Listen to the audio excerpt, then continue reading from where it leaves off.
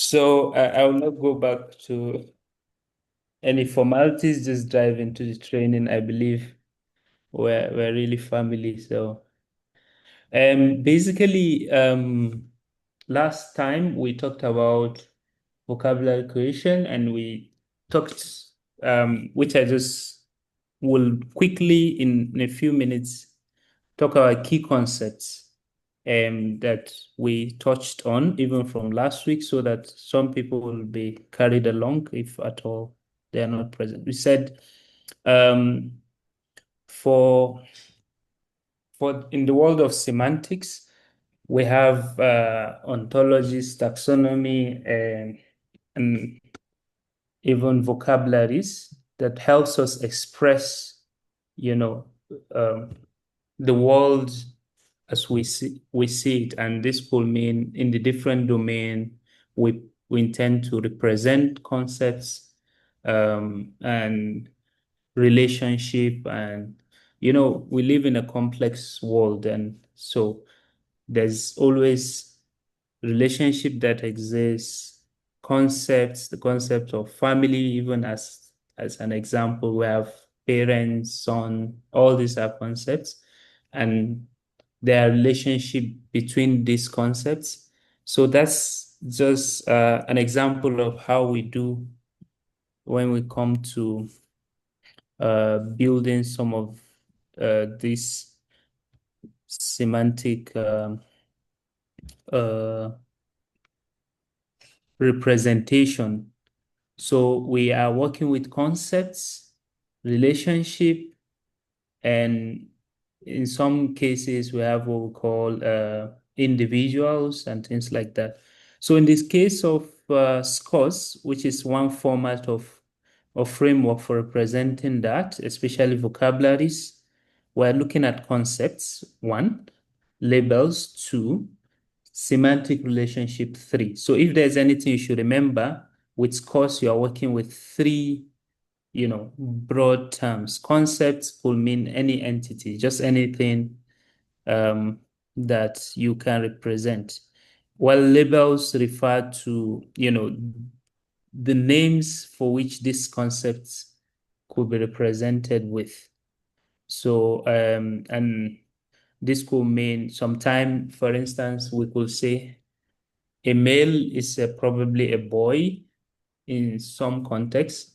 So these are all labels that can refer to the the concept for male, for instance. We also have relationship, like I explained, there's a relationship between concepts, and so you also can describe relationship in this context. So, and this is an example. We have a concept here. Concept is actually animal. You see, there's a preferred label. I don't know if you're seeing my screen, my mouse. Is it visible, Joel? Yeah, we can see it. Yeah. So there's a preferred label that's like, if you like, a common label for that concept called animal. And this at en refers to the language that is represented in. Alt label is for alternative label. Also have another preferred label here. You can see the differences. This is written in French, and so it has also the notation for the French language. But there's some commonality, which is that both are preferred labels. So what this means is someone can represent animal as animox or something in French language or in another language, which is understandable by machines and in the formal knowledge system. But another name for animal could be creatures. So this refer to an alternative label, okay? Well, this is directly what a preferred label is, the general label that can be referred to concepts. Alternative label is another name for that. So this is just some example of what labels look like. But there are other labels like hidden label, which capture, hidden information. So we did discuss this briefly. Also, we talked about semantic relationships. So if you remember concept, we said these are simply a presentation of just anything, entities or terms, but usually will have a URI. Okay, if there's another thing you should remember is URI, which is saying basically a web link that identifies that helps us identify that this resource exists. Basically, so if in the normal computing lingua, you know URL, Universal Resource Locator, okay? So it's similar. You see, they share the unique, um, and then R, they share resource, but the last bit is where they differ, identifier and locator. So URL is more like you are able to pinpoint where the resource is. That's the locator. The I is where you are able to generally say this exists in the digital world, okay? We could find this, but not necessarily this is where it is. So the point is every concept will have that. Why? Because we want to be able to get to the information to know what this really means, like what's its definition in the context of the vocabulary in this context. So going to the URI will lead us to a place, we'll find information about that concept. So that's necessarily what we should also take note, that is concepts will always have URIs. And this is to help us identify them. And of course, it's relevant. If you look at how we interact with the web, when you go to a website, when you want to click any link, you're actually clicking a URL, right? Which goes to another link or resource that also opens up and then gives you um, whatever you are after. So it's similar. In terms of relationship, for scores, there are like three basic ones. There's the broader and narrower related. We have broader and narrower, which is referred to as hierarchical. From the name, it means a concept could be a broad concept, like gender. Gender is broad, but when we say okay, or we say sex. Sex is broad, but when we say male and female, then those are narrower concepts, okay? So in the context of that example, we have sex as broader concept, and then male and female or as the narrower concepts. So we can describe this kind of a relationship under a vocabulary and using scores. That's just the message here. We also can define a relationship between terms or concepts by using the word related. Okay, so a boy, for instance, or in the family, we're all related, right? So there's a relationship. So we use scores related to show that a concept is actually related to another. Okay, so that's generally the message there. We also have what we call documentary notes, basically giving us opportunity to define or provide more information about a particular concept, or in some cases, maybe we talk, yeah, basically definition about particular concepts, right? So we have definition, we also have example. All these are to help us describe a particular concept. I think the word is describe a particular concept to show different properties that a particular concept can have. We also have concept schemes. These are generally schemes related to the vocabulary itself. Okay. The concept scheme is related to the name that the control vocabulary can bear. in scheme is used for linking one concept to another. So, we'll see that in an example now. We also have Haskell concept. We use this to define entry point in a hierarchy. There is also concept around the metadata of a vocabulary. So information about who created the vocabulary, who contributed to it, what is the name of the whole vocabulary. We use doubling core terms. So you see DCT. DCT full is a short form of doubling core terms.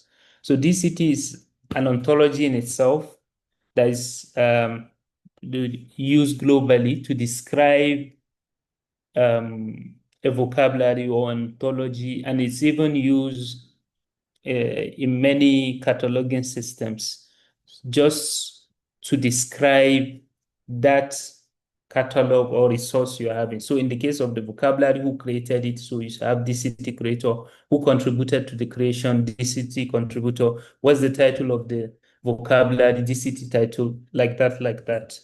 So we also have mapping concept. This one is to help us map to either two concepts within the vocabulary or with outside the vocabulary. So this is also used. We have exact match, close match, broad match, narrow match. So I'll just share this slide later, but to tell you this just about it.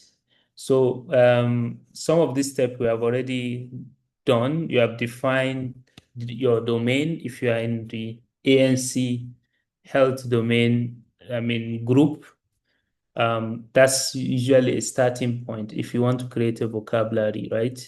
Then you identify the terms that you require to describe those concepts. And in addition, you identify existing vocabularies or ontologies that already describe what you intend to describe, then identify the one left out. And then you use that to define, to have what's left out. So I'm just, should the concept not be animal rather than the plural animals? I will decide to use singular or plural. Okay. Yeah, so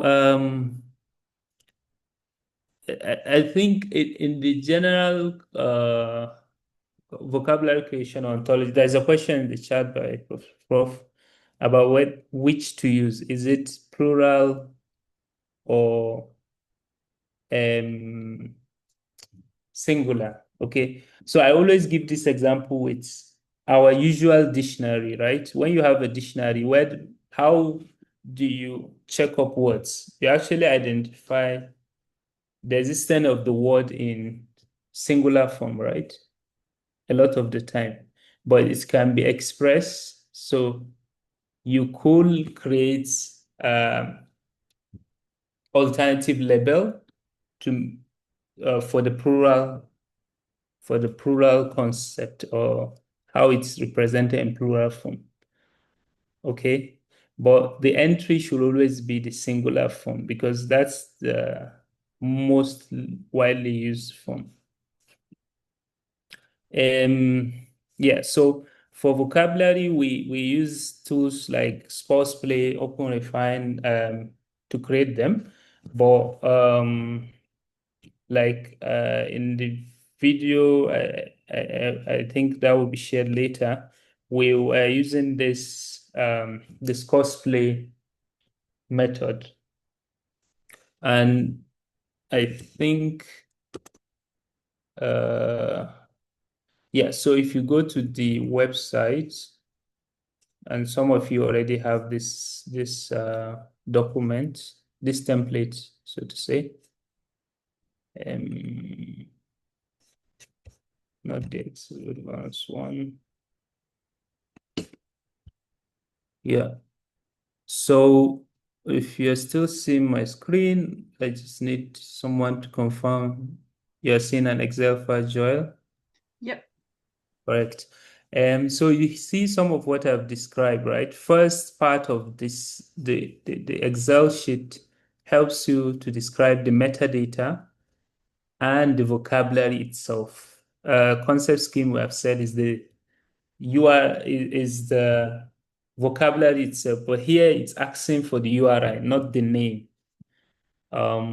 Because you use DCT terms to describe other information about it. So here you are specifying the URI, and that's why it's clear here, concept scheme URI. So like we see here, it says data.spanner.fr, all this. This is a link that we're used to, like normal URL, but I've told you it's actually a URI because I've explained the difference. But the point is, in the end, it is used to explain days, right? It's used to link to where we'll find information about this. So I've tried to open this, but currently it's broken. But this is also why it's helpful to have what we call persistent URIs. Please pay attention. A lot of the ontologies, because they do not follow best practices, they get broken. You are supposed to use a URI that will live forever, like, or maintain forever. And that's why, like, if you get to check double core terms, there's another one we'll see PAV, provenance, authoring. So you realize they use persistent URI. So if you need your ontology to be reused, it must not be broken because the intention is it needs to lead to formal knowledge and information that will be globally used. So if people do not have access to the URI, then things can get broken down the line. And so people cannot reuse such vocabulary. So there are many service providers that gives you persistent URIs, some entirely free. A common one I advise is w3id.org, but you need to work with it with GitHub. Yeah, you can find out or you can chat me up to show you. Like I created an ontology called pghd.provo. So this will continue to exist and I can always update it. Sorry, just as an example, I can continuously to update it, um, you know, for however time. In fact, I provide information about the last update, here.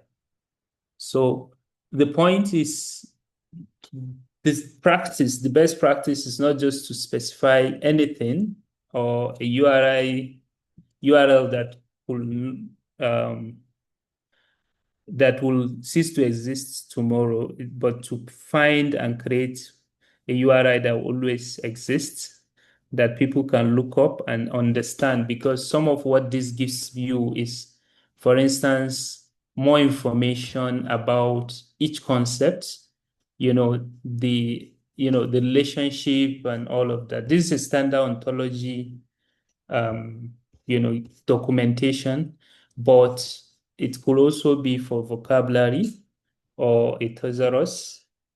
But so it's the same, majorly similar process.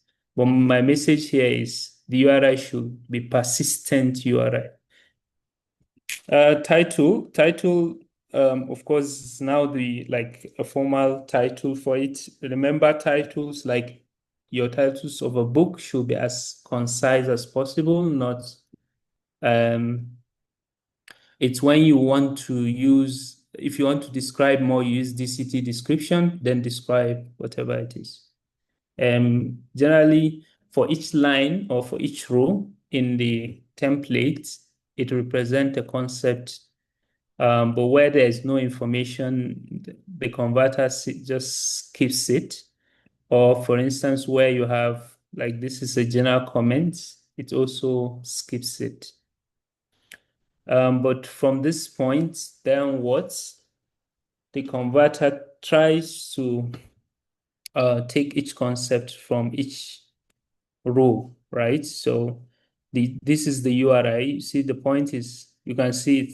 There's a logic even starting with a URI, okay? Because it comes down to that, to be honest. So then you have preferred label, more like the name of the concept, and then the definition. We have explained this. That's where you specify what this means, and then you have narrower if there's a narrower information to or concept.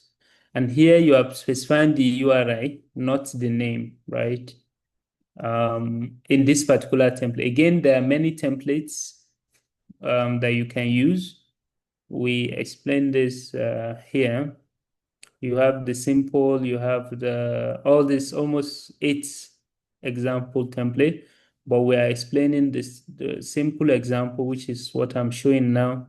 We have the example 8 or Abdullahi, yeah. in terms of time, do you think you'll be able to finish within 5 minutes? Yeah, I'm almost done here. Yeah. Okay, perfect. Thank you.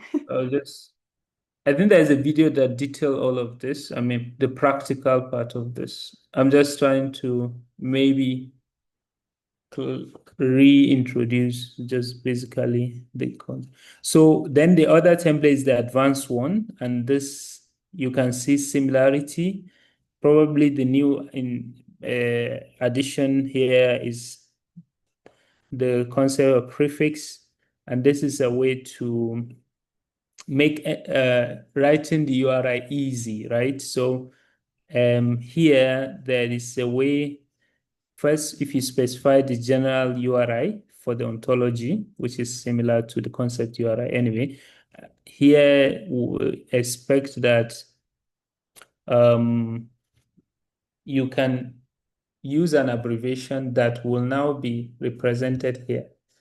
So here, for instance, let's say this is an ANC ontology, for instance. So we can have Vodan TOT, I'm just giving an example here, /ANC as the URI. Then we use ANC prefix here. We just use ANC because when we're describing anything here, it will immediately reflect the ANC. If you notice, when I took it off, it went away. So that's just basically some of the difference, but the fields are similar. The identifier here will also eventually become a URI when it's converted. Maybe other information are the DC term, which we have explained, like the creator who created each of the concepts. If you are working in a team, we expect that this should be different and things like that. Yeah. So generally, that is what we have for ontology vocabulary creation. For vocabulary creation, for ontologies, we use the all to. This will be really quick, Joel. So don't cross me for this. Just to say, ontologies, we actually work with what we call all web ontology language to build them. Reason is with ontologies, like we said, it's on the higher spectrum of semantic representation. So there's more expression you can do. You can make logical formal reasonings from them than you will do with scores. If you realize scores, you're able to just find relationship, for instance, broader, narrower, related. But with a full-fledged ontology, you can even make deductions and inductive reasoning around that. So again, it has similar, workflow in terms of how we create it. We identify the term, we see which one exists, and then we go on to create the ontologies. There are standard ways of creating ontologies. There's the neon methodology, there's the methodology, but the more recent one is the LOT methodology, the link open term methodology.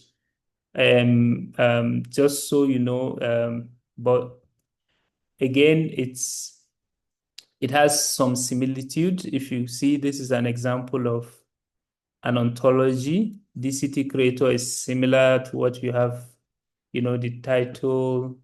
And so there's really very similar, syntax, or we call how it is written with vocabularies in scores, but the method is just where it differs, okay? And the publishing is also similar. Like I said, this is for an ontology, but it can be for a vocabulary. You can also publish it like you usually publish your vocabulary, you can publish ontology. Yeah, so I will stick to this and stop here. Thank you.